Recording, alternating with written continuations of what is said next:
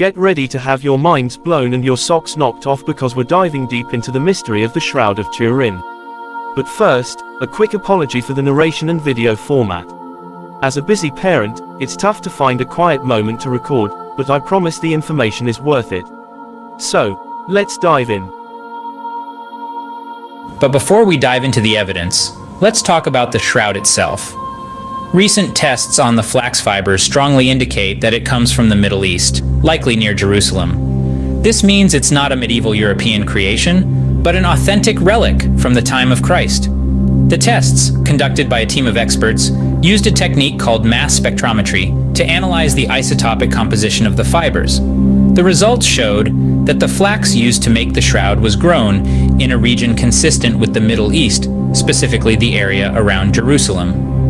This groundbreaking discovery not only challenges the notion that the shroud is a medieval forgery, but also places it squarely in the time and place of Jesus' life and death. Furthermore, the tests found no evidence of any modern contaminants or additives, suggesting that the shroud has remained largely untouched since its creation. This pure, unadulterated state is a testament to the shroud's authenticity and its enduring mystery. But that's not all. As Christians, we often become desensitized to the reality of Christ's suffering on the cross.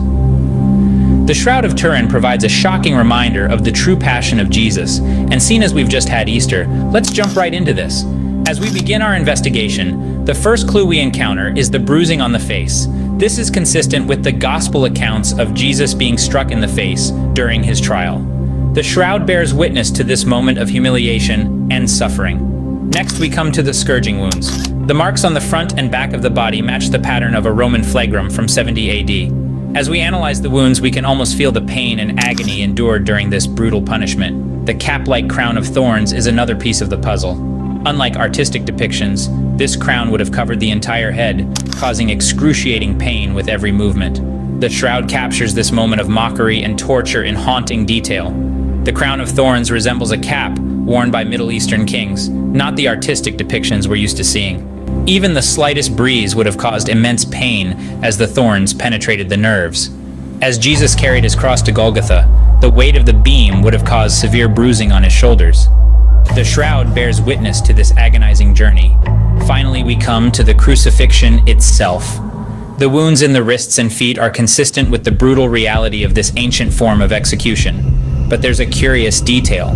The thumbs are contracted under the hands, a fact only known to those with intimate knowledge of crucifixion, and a detail confirmed by both AI analysis and Dr. John Jackson's research. The image is almost like an X-ray in parts of the image, showing the surface bones. But the mystery of the shroud doesn't end with Jesus' death.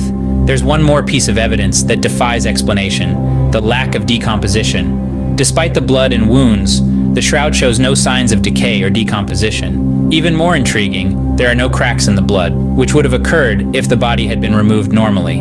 It's as if Jesus simply vanished from the cloth, leaving behind an imprint of his suffering and resurrection. But here's the most incredible part. The blood on the shroud matches the Sudarium of Oviedo by 120 points of congruence, enough to prove in a court of law that they belong to the same man. The man is also Semitic, according to computer models, so all this happened to a Jewish man. When we combine all this evidence, the pollen, dirt, dating tests, and anatomical accuracy, it becomes clear that the Shroud of Turin is not just a relic, but the actual burial cloth of Jesus Christ. So why doesn't the world know? It's up to us to spread the message. And with this amazing mini printer, we can create pocket-sized versions of the enhanced face of Jesus to share with others.